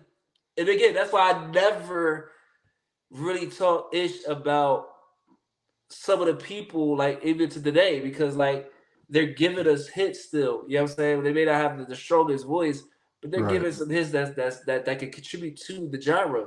So even like Montel Jordan for one. Mhm. I think Montel Jordan can sing a little, but he can sing, but he's not on the level of the people we know that were, you know what I'm saying, that we say that can Right. sing. But look, he had hits. You feel me? That feeling. Montel Jordan, like we heard him in the '90s, bro. You feel Right. me? Like, so, Joe, you know what I mean? Like John B. Like those artists, like we had artists in the '90s. So, Right. it's Even hard with the to even with the one hit wonders, to this yeah, day they still play those one hit wonders. exactly. They still play them Jones, bro. They Right. still gonna play them. And you So I know mean, what? it's I'm sorry. I gotta give no. a shout out to Uncle Charlie Wilson. He been in the Ah! game for the longest, but yo, the man stays relevant. Stay He relevant, stays bro. with the times and stay relevant. It's unbelievable. That's Uncle Charlie, man. What you mean? Look, Yes. if one thing I know about Uncle Charlie, like he gonna tell you what his name is. Right. First name Charlie, last name Wilson. Right. Okay, we get you, bro. We know your name's Charlie Wilson, man.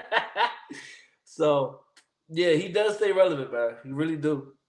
Knows how to do it. And how Shit. do you feel about the R&B singers giving back to the OGs and collabing with them now? They should. I'm glad the Yeah. OGs is allowed them to do. I'm glad the OGs are down to earth enough to even do these songs with these people still.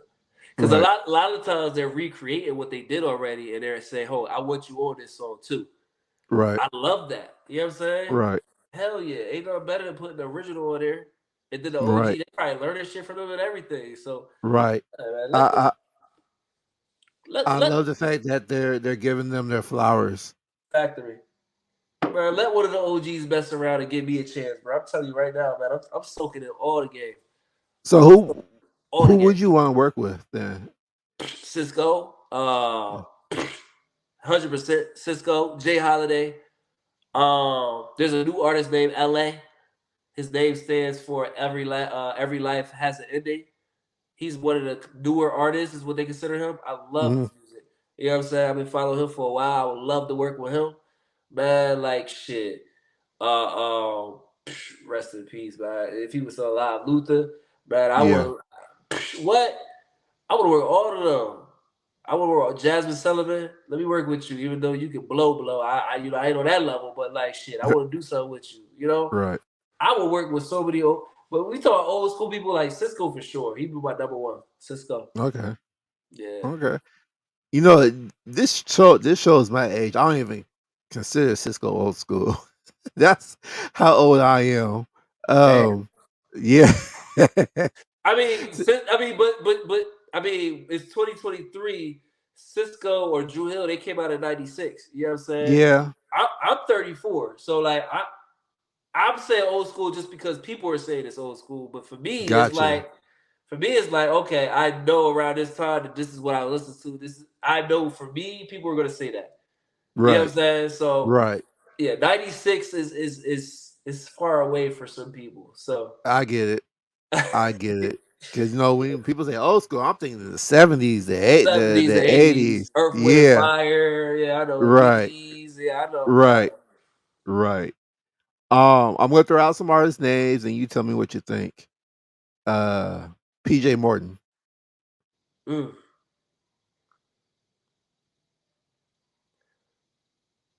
Dope. Nope. Okay. Um Layla Hathaway?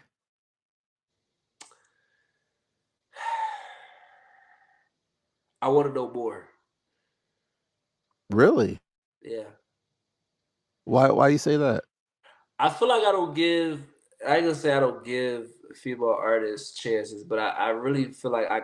When people ask me about my favorite R&B artists or vocalists, just in general, like what's my, it's always usually dominated by males, and I have no idea why. Because I do listen to some women too, but I think it's dominated by males. So like what I want to say is I want to learn more.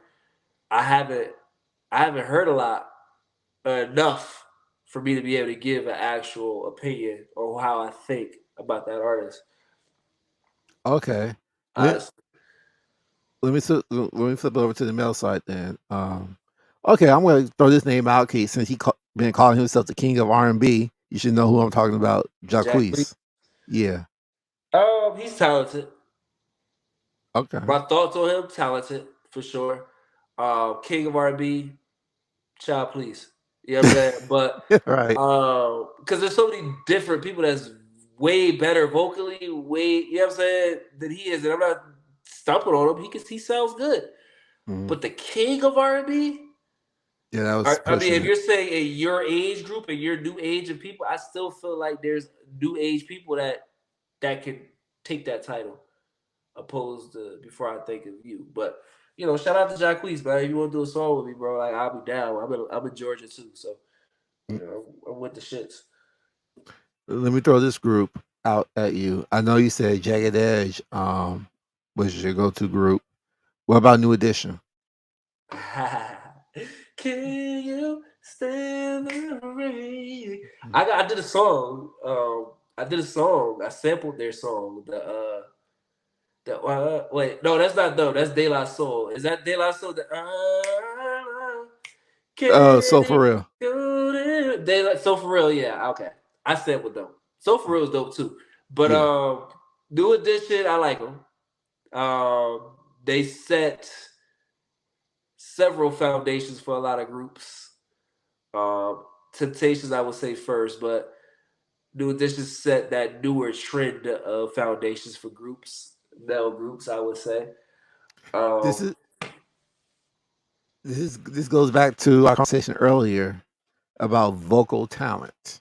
yeah, I mean, but you gotta understand they had multiple people that could do multiple things in there. Like they all had a job and they did Right. their job well. You had a bass vocalist, he did his job well. You know what I'm saying? Uh they had a person that was the brain. Like, okay, so think of it this way: with Drew Hill, there's one person who was the brain of it, but he was the person that was in the group, but he wasn't really up there to me into the level of Jazz, Cisco, and Nokia. You know what I'm Right. saying? Um, he's not even Woody. Woody's the he was there too. Woody as well. No, I'm sorry. Nokia is the person I'm talking about, but Woody, Jazz. I don't think like there's that person that was there, but he's important, man. They're needed. You know what I'm saying? So I know what you're gonna say. Like, okay, well, vocally, I don't think that you know But I would if put you him there, but if you look at the history of New Edition, Johnny Gill wasn't with them the whole time. he wasn't. He was like, yeah, he I wasn't. think they brought Johnny Gill in to bring vocal more vocal talent into that group, which made them sound better.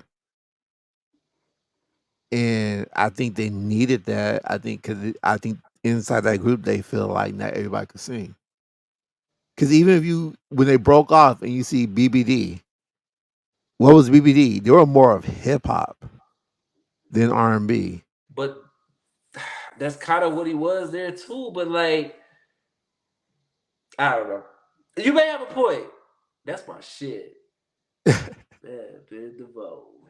Now you Right? know. Yeah, that's my shit. It's gonna be Okay. your Um, Escape or SWV?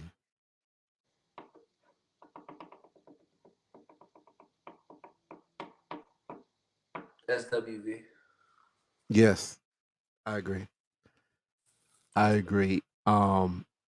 You would never know it because of Coco, Yeah. but the other girls in that group could sing too. We know all of Escape could sing, Uh huh. but all of those three girls in SWV could blow. Yeah. And yeah, I'll choose SWV. Okay, now you might be like, damn, Ray, MJ or Prince? MJ. Really? Easily. Why is that? Um, just for the simple fact that I never really and people gonna hate me for saying this shit, because even my manager would probably say Prince. You know what I'm saying? She's gonna say Prince over MJ, but I listen to MJ more than Prince. Like I can't really say I know more MJ songs than I know Prince songs, even though I know he got hits out there. You know what I'm saying? I Yeah, didn't tap into him really as much as I did with MJ. I didn't gravitate to the artist of Prince more than I did with MJ. You know what I'm saying? So a lot of um people, and that's a lot of people, but that's because of how great of a performer he was. it wasn't just the performance, bro. Like, you know, listen to what he's saying. And I'm not saying Prince ain't saying shit, but like it's the performing. I mean everybody wants to do the moonwalk, right? But it's the how the music made you feel, man. It's just I don't know. And then they kind of did they come out like kind of sort of like around the same time? Prince or did Prince come out first before MJ? I think MJ's younger than Prince, right? No, they're around the same age. They were around the same Well, age Michael Jackson been around for a longer. minute. That's what I'm Yeah, saying. For a minute. But I'm trying to think of when did at that time did okay, because a lot of people ain't gonna say little Michael. They're gonna say, oh, I like MJ, older adult, but like, we talk about MJ, we're dating back to Jackson 5, right? We're dating back to when he was the younger Michael first too. I'm yeah. talking about all of that shit. It was Michael. Cause Michael had, I think, he had an album out in the '70s. Yeah, he did. So yeah, it would be Michael was out first. Okay, yeah. But I don't know. I choose Prince because not only because vocally, but I seen Prince in concert, and he's just as good as a performer as MJ. And the Uh-huh. man could play over 100 instruments. That In yeah, my very mind, talented. Yeah. that just supersedes Michael. Yeah, I just felt like a lot of people didn't pay attention to Prince because of all the controversy that was going on with him and his label and all this stuff. So a lot of that negative media took a lot of attention away from Prince. I feel if Prince didn't have all that negative media in his career and stuff like that, he'd be right up there with Michael. Do you think the modern day Prince is Miguel? No, no. I don't think there's anybody that can emulate what Prince was doing. Prince was something else, bro. Yeah. You know what I'm saying? You saw him live, so you could probably know better than I do. But based off of what I see, Prince was a wild dude, bro. Yeah, yo, we went to the concert. Prince had to do like 3 encores at the end. So I'm like, I believe it. Shit, 3 encores. And this is a $25 ticket concert. He sold out. He was doing. $25. Yeah, he was out here in Inglewood raising money for the forum, and the tickets were $25. And Damn. he put on like $150 ticket show. Shit. Yeah, so that's my reasoning for choosing Prince. Let's talk producers, and then I'll have you shout out where people could catch you and all your music at. Okay. Um, who's your favorite producer out there? Your number one. Zai the Hitmaker. Okay, Shout out to my brother. That's my favorite producer right now. You know what I'm saying? If we talking about people in the mainstream though, uh, I don't have one. I'll be honest with really? you.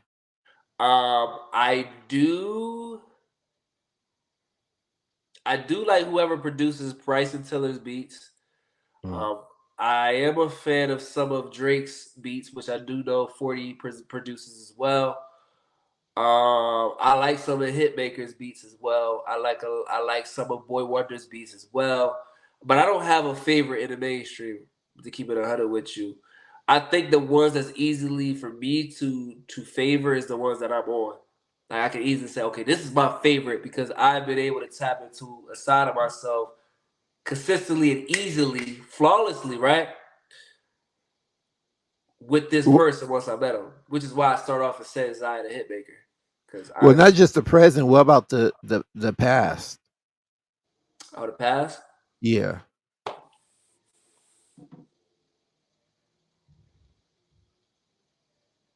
I don't think I have a favorite.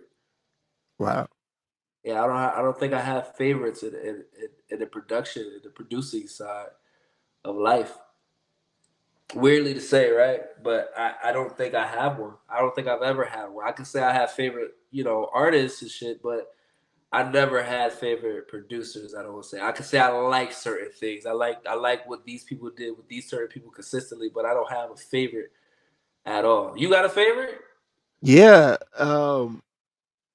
Like me, I was just diehard Aaliyah, and what Timbaland. got me into making, producing, and making beats was just listening to Timbaland and Missy.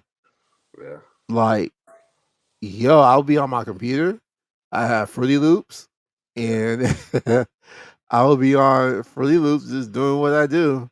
Like Fruity Loops had a template of Timbaland's Try Again beat, and I just made that my own. I made that beat, Try Again my own, and like Timbaland was my go-to. I remember when I first heard Pharrell and the Neptunes, my mind was blown Yeah. with Pharrell and Neptunes. That's my I number fell in love two. with Lauren London during those time phrases of that too. In that Snoop Dogg video. Yeah. Um, that's when I fell in love with Snoop Dogg. But that's besides the point. But that's besides the point, man. I mean, Oh, Neptunes is cool too, man. You know what I'm saying? Neptunes is cool too, but I mean, I can't believe myself that I don't have a favorite producer. Honestly, I just really don't. Like, I like the rock with whatever sounds good. You know, right. Yo, and like old school Kanye changed the game for me. I like Kanye. When Kanye, Was like you're a watching beat? his documentary, Yeah, I learned so much. yeah. You see when he was recording with Jamie Foxx when he recorded the song "Slow Jams." Yeah, Yeah. Hmm. yeah. Like that era of hip hop in the early 2000s was great for me too. I mean, yeah, Rodney Jerkins, Just Blaze, Just Blaze is uh, dope too. Just Blaze is dope. yeah, Swiss Chris Beats Beats, yeah, with yeah. the Rough Riders. Like, yeah, that all those producers they were, but my top three were Timbaland, Missy, Neptunes, and Kanye. And that's when I started to explore creatively or music creatively, making sounds and beats and stuff for me. So But see, like I said, like you're a producer yourself as well. So like I would assume that you would gravitate to producers. Not saying that artists, because like artists too, but you can say, okay, I got favorite producers because you produce. mhm, I don't produce. I right, can tell you artists for sure, but and I can tell you what beats I like. That sounded good too. You know what I'm saying? But to say I have a favorite producer, I can't really. Now, put me, I mean, yeah, I don't really have a favorite producer, bro. Put me in a room with any of those famous ones, though. You know what I'm saying? I right. can make something. Shit, play it. As Hell, long as they make you sound good, right, make something sound good, bro. I'm on it. I'm in there with you. right, You know what I mean? So, right. let's make a hit. Shit, fuck it. And who would you say is your number one artist of all time?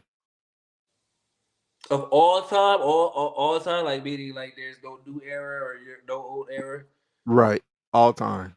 Like you could put them on, and be like, "This is it for me," If I could get on a song with them, you or say just to listen to, record, and just listen to.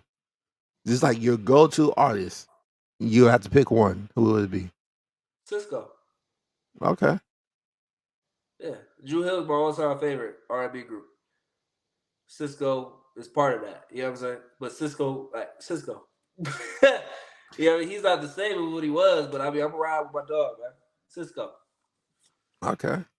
Yeah, Yeah, and he sounds just like the record. He sounds the same like he did 20 years ago. I'm trying to tell you, bro. Like, you know what I'm saying? He's a very talented vocalist, very good performer. He still performs Yes. the same way he was performing before. So there's dance moves and stuff. He's still doing all that shit. Cisco people. If y'all know who Cisco is, go look it up. You know what I'm saying? Your mom, your uncle, your cousin know who they is. If you Trust know what the world famous thong song is, you know me. who Dun, dun, Cisco dun, is. dun, dun. Right. Yeah. Dun, dun, dun, dun, um, dun. Before I let you go, when we see Rob Wise on stage, what can we expect? Energy and confidence. Hella energy and confidence. I'm everywhere. Please don't be on your phone because I will come to you. I promise you. You will be part of my performance. That's just what it is, and that's part of my confidence. So you have to actually be at one of my shows to understand what I'm saying. But I give hella energy. That's just what I do. When I get on stage, it's like I'm not this person anymore. I'm the performer now. You know what I'm saying? I'm the performer Right. Robert. The performer Rob. I'm Robert now. Probably I'm Rob Wise for sure. Um, and I'm the most confident when I'm in that mode, so to speak. So you know, yeah, Do you have any performances coming up anytime soon? I don't. You know what I'm saying? We gotta get with my manager and figure out how we can get some stuff booked. So hopefully, after anybody hear this or see this or whatever the case may be, they may be interested in seeing what I got, and they be like, "Hey, you know what? Let's try you out here." You know what I mean? I'm down for it. So this year is gonna be the year. Honestly, this year is gonna be the year of me getting out and doing it. More performing. I haven't been out anywhere in my city since I moved here a year and a half or 2 years ago. So we're gonna change that. So next time you ask me that question, I'll be able to have a different answer for you next time. Most definitely. So you in Atlanta, Yeah. Well, and not in Atlanta, but I'm in the outskirts. But yeah, after, and where are you originally from? Jersey, Jersey. Okay, Trenton, New okay, Jersey, born and raised. okay. Mm-hmm. And why ATL and not LA? For one, I'm scared of planes. So who's flying that far for that long to LA? But second of all, I mean, I don't know. I just like the vibe. When I came to visit here years ago, Mhm. I was supposed to move here years ago, but I just, that fell through, and I didn't do it. But all it took for me to visit here, we drove here. and to see the vibe and everything that was around me. And I was in Jonesboro at that time, like around the Jonesboro area, Stone Mountain. I wasn't even in the area where I'm in right now for me to know, but I just knew that was enough for me to say, hey, Georgia is where a place I want to be. The weather's Right. good. I'm from Jersey. It's cold as fuck over there. So I hate snow. Cleaning off the snow and the ice and shit off your window. I hate that shit. I'm tired of it. You know what I'm saying? So Georgia was like the opposite of that. And so I just was like, yeah, let me go to Georgia. LA, I'm never going to say I'm never going to go there. You feel me? I'm going to go there eventually. I have to. That's got to be one of my stops. But as Right. far as living for right now, I'm good. I'm good off that. Okay. 100%. Yeah, I'm good off Okay. that. Well, brother, I appreciate you for coming on. Tell the people where we could find you, where to find your music, social medias, but culture, all of that. Absolutely. Well, my name is Rob Wyze. Y'all can catch me on Instagram the same way my name is spelled on here, ROBWYZE, all in one word. Most of my stuff you can find me there, in that way. But coach the same way, Rob Wyze. As far as music is concerned, I'm on all streaming platforms. Spotify, iTunes, Apple Music, Google, whatever, Amazon, whatever. Just search it. I promise you it'll pop up. You feel me? So, yeah, I got new music coming out very, very soon. I want to have visuals with it as well. So stay tuned with that as well. Lock in. And yeah, that's it. Website I do have one, but it's down right now. So robwise.com was a website, but it's down right now. It'll be up very soon again, but it's down. So, but yeah, Rob Wise at Rob Wise on all social media for the most part. You want to find me and Rob Wise on all streaming platforms. So yeah. Bet. All right, everybody. I want to thank everybody for tuning in to this special episode of the AO podcast. Got my boy Rob Wise here. Make sure you like, subscribe to the Culture Network on YouTube, and follow us at the.culture.network on IG. Also, there'll be links below to everything. Also, there's a link to my merch shop. You can get you some AO merch, hoodies, shirts, and whatnot. All right. And as we leave, we got a song to play for y'all. Here Ooh. is. Matter of fact, I'll let Rob Wise introduce it. All right. Well, if it's a song I'm thinking about, guys, it's an unreleased song of mine, done by me. It's called "Back and Forth." Okay. I hope y'all like it and all that other good stuff. It gives you a little bit of both hip hop, R&B ish kind of thing. So yeah. All right, people. So next time you're out in the streets and you see your family and friends, go, hey, yo. All right. We see y'all in the next episode of the AO podcast. Y'all be blessed. Y'all have a great one. All right. We out. Peace. Oh, whoa. Yeah, yeah, yeah, yeah. Ooh. Hey, Zay, stop playing with these niggas. Yeah, we've been so indifferent lately, I can't lie. Every time we argue, girl, I'm not surprised. Girl, I know you feel me. Yeah, I know you feel me, Hey, yeah, I know we need to move on. I'm being selfish. This ship already sell, but I can't help it. And you can't help it either. Yeah, it's toxic, but we always find our way back. Love is dead, and girl, it's ether. Yeah, this love is ether. I can't see myself seeing different people. And I know you feel the same, so I charge it to the game. And now we in this love cycle.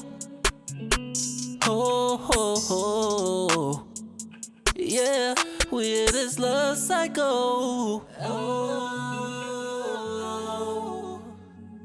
yeah, we going back and forth, back and forth, back and forth, back and forth, back and forth. And now we in this love cycle.